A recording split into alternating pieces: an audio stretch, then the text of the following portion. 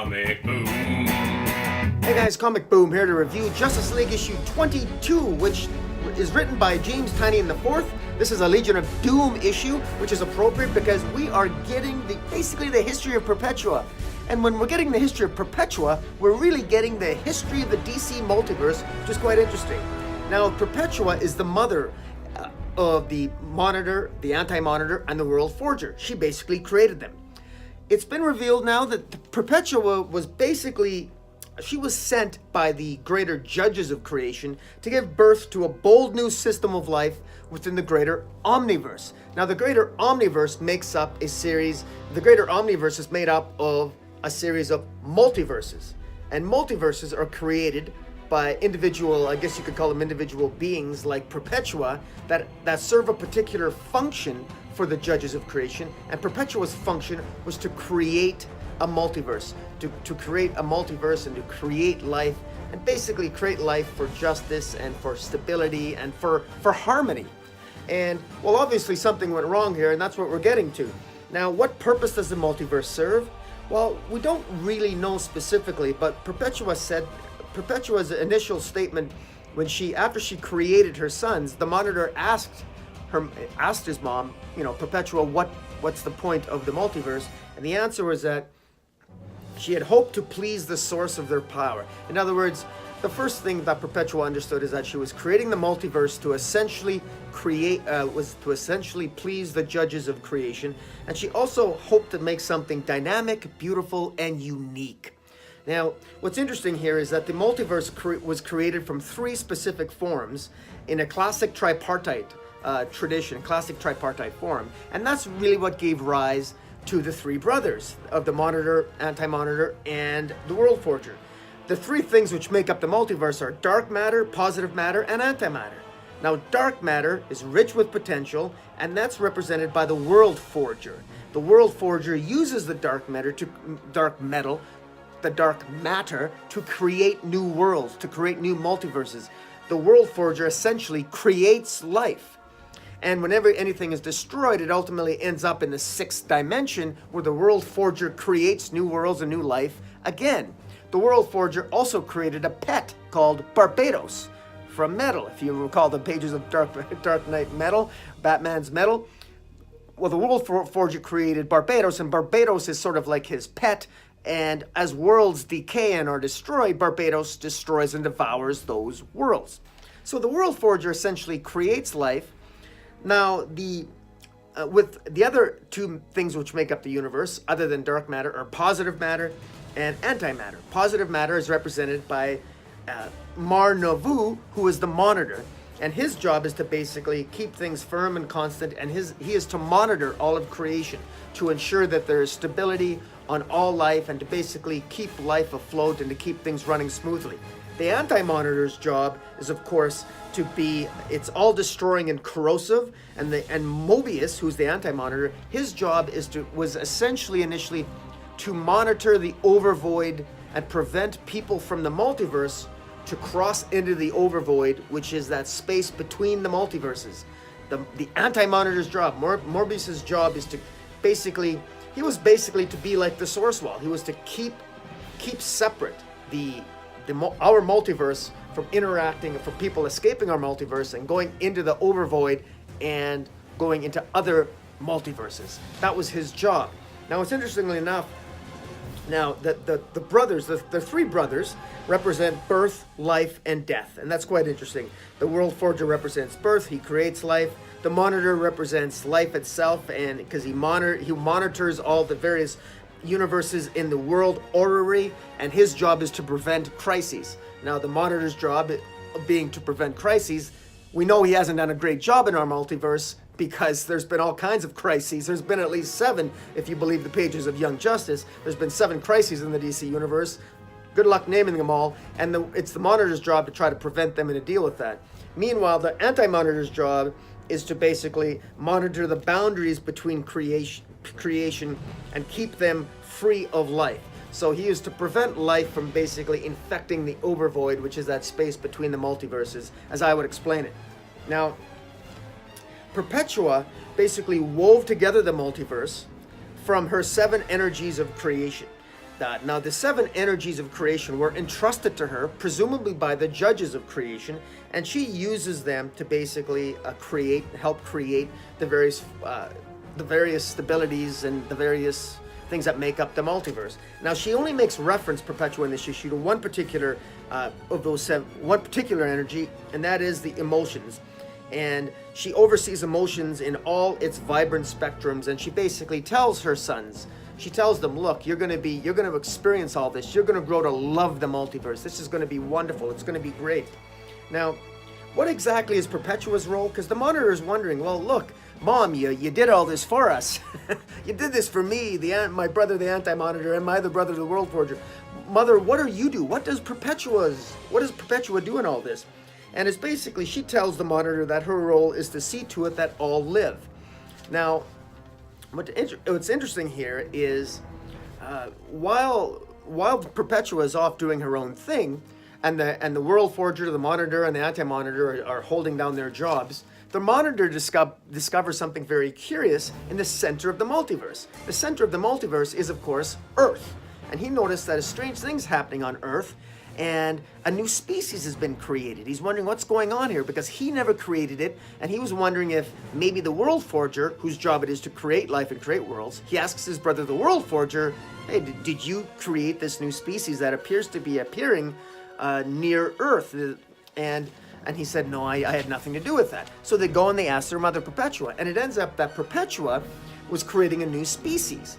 A new species. She combined Martian and Earth beings' DNA. So she merged and combined Terran and Martian DNA to create her great army, to create her warrior army, to create destruction and to attack and to basically become more powerful. Now, when confronted on this, Perpetua states that she sees great potential in the new species, and that this is her great army. They're fierce predators capable of taking what they want. Now, the great army, of course, can wield the 7 energies of creation. Those 7 negative energies of creation, they can wield them and use them to great advantage. Now, Perpetua intends that this hybrid species to be her last beings that she'll create.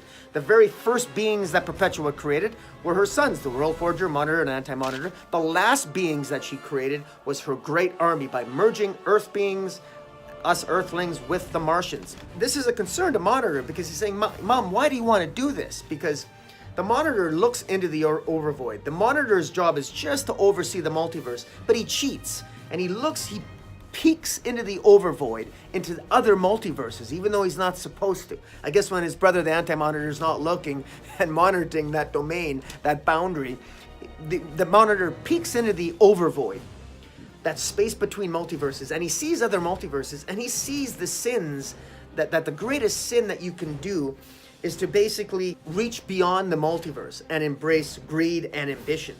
And he notices that his mother, Perpetua, has no double, and that her function was to create a multiverse and then move on or die, or to create other multiverses. So the Monitor does a little detective work, and he just uses reason, and he reasons that, well, you know what, Mom, I think, Perpetua, you're not doing your job here. Why are you creating this army to wreak havoc and destruction? And he discovers that the judges of this source want all beings of the various multiverses to achieve harmony.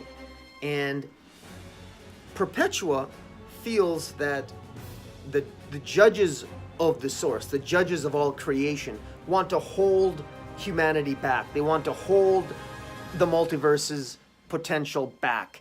And she feels that if you're going to achieve harmony, that you don't want to achieve harmony because you're only holding a species back. The best way to achieve your maximum potential is to create doom. That's Perpetua's goal, is to wreak that sort of havoc, and that's why she created that good army. Perpetua has an agenda of her own that's different than the judges of creation. While the Monitor mentions this, he's concerned about this. He mentions this to his 2 brothers, the World Forger, the AntiMonitor, and they they create a tuning fork of our multiverses. They orchestrate and they sort of line up the worlds of our multiverse, and they create a tuning fork to send a warning to the judges of the source, the judges of creation, and say, look, Perpetua is doing this, and we're telling you this because we want you to do something about it, because we know if you find out, you're probably going to come here and destroy all of us. You're going to destroy the whole multiverse. We want you to know that it's not our fault, it's our mom's fault, Perpetua. Please come and do something with her. Just don't destroy us. We need help. We don't know how to stop her. And so then the judges of creation, of course, they come, they tell Perpetua that she's basically she's no longer performing her function, and they basically create a source wall, and they hide Perpetua behind the source wall, as well as they hide all of her 7 energies that they entrusted with her to create the multiverse. They hid her along with all the 7 energies of creation. They hid her behind the source wall with the idea that when final judgment comes, then we'll come and judge you at the end. When the end of all life, at the end of time, we will come and judge you for final judgment. But for now, we're going to lock you away.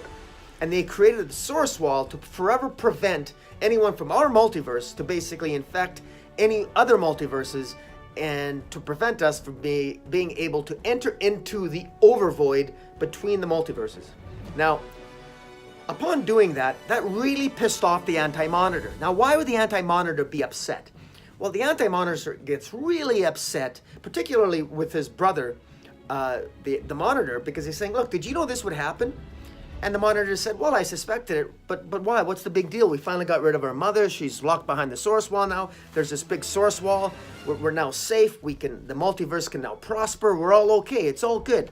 We can now move toward harmony. What's the big deal? Well, the AntiMonitor says, and Morbius says, he says, look, my function, I was created to be the person that monitors traffic between our multiverse and the overvoid. That was my primary job. And it was my job to basically, I was the embodiment of essentially death, which is necessary in life and death and the cycle of life and what have you. And monitoring that boundary between our multiverse and the overvoid, that was my job. And now you've taken it away from me. And so that's the reason, and that's what's interesting, that's the reason why the AntiMonitor hates the Monitor. And that's why they've always hated each other, and why they've always been in constant battle. And that's what basically led in many ways to all the crisis. And basically that gives a lot of the background that we didn't know before, that underscored even perhaps the original crisis on Infinite Earths. Another significant result of Perpetua being locked behind the source wall, essentially, is all of her dark energies were erased, and it also had the effect of forcing the Monitor, the AntiMonitor, and the World Forger to be reborn again in the 6th dimension. And upon being reborn again, their jobs would be to forever make sure that Perpetua would be locked away behind the source wall. And of course, that did change the role that the AntiMonitor would play, but he would always harbor that resentment. After every birth and rebirth of the Monitor and AntiMonitor, by the World Forger within the 6th dimension, because every time they die, every time the brothers die, they get reborn in the 6th dimension. Every time they get reborn in the 6th dimension, it would appear rather obvious that the resentment that the AntiMonitor has, Morbius has, of his brother, the Monitor, seems to be reborn every time, and that sort of accounts for all those crises and their ongoing battle, and including, I would imagine, even the Darkseid War. Although I'm not sure how that continuity all lines up, but this is very interesting. It's clear that James Tynion IV, in conjunction with Scott Snyder, have done a lot of work here putting together this rich history. What I really like about this is that it establishes some motive for Perpetua. Perpetua very much resents the judges of the source, the judges of all creation. She resents them because her attitude is, why should I die and those damn fools live on for eternity? Why should I die? Why should my only function be to create life, create multiverses? I want more. In other words, Perpetua has ambition. She has greed. She's almost like the first angel, almost, Lucifer, who defies the creator. She wants, Lucifer was greedy. How can you want harmony to be achieved for these lesser beings, these lesser beings of humans and other life forms in the multiverse? I want ambition. Why don't we rule them? Why don't we take over everything? Perpetua is the embodiment of greed and ambition, and she wants more than to simply serve a function of creating life. That's not good enough for her. And of course, thank God, at least for a time, the Monitor, the World Forger, and the AntiMonitor knew that their mother was up to no good, and thank God Perpetua was locked away behind the Source Wall. But now that the Source Wall is destroyed, there is basically, those 7 energies have been released. Now the Perpetua can reignite her great army, which knows how to use the 7 those 7 energies of creation. And if our multiverse is ultimately destroyed, or if she utilizes our multiverse in such a way to attack other multiverses, even the larger multiverses beyond the overvoid are in danger of being attacked by Perpetua. Things are really heating up here, because we're not just talking about a crisis involving our multiverse. We're talking about a crisis that involves the larger omniverse. So guys, I'm really excited about this. Now the other thing I didn't even mention here is Batmite, for God's sakes. Batmite, Lex Luthor shows up with Batmite to battle Mxyzptlx, who is of course unimagining reality flowing from last issue, and they very desperately need Batmite, another imp from the 5th dimension, to stop Mxyzptlx, because the only members of the Justice League that are still on Earth are Mira and Starman, and they're not doing a particularly good job stopping Mxyzptlx. And so Lex Luthor takes out his secret weapon, being Batmite, and how that resolves itself, we don't know, but it's great to see Batmite with his arrogant, I'm gonna kick ass attitude show up. A lot's happened in this issue. This is a long video. I tried to make it as quick as I could. So much substance in this issue. This is one of the best issues so far. We keep getting these rich history, guys. Wow, the history of the multiverse really is an interesting read. This is a must-buy. I must-buy if you're reading Justice League, or if you are interested in the history of the DC Universe. This is an absolute must-buy. Are there some holes here? Yes, they are. But I just wanted to give you the Cole's notes of it as best I could. Guys, tell me what you think of Justice League issue 22.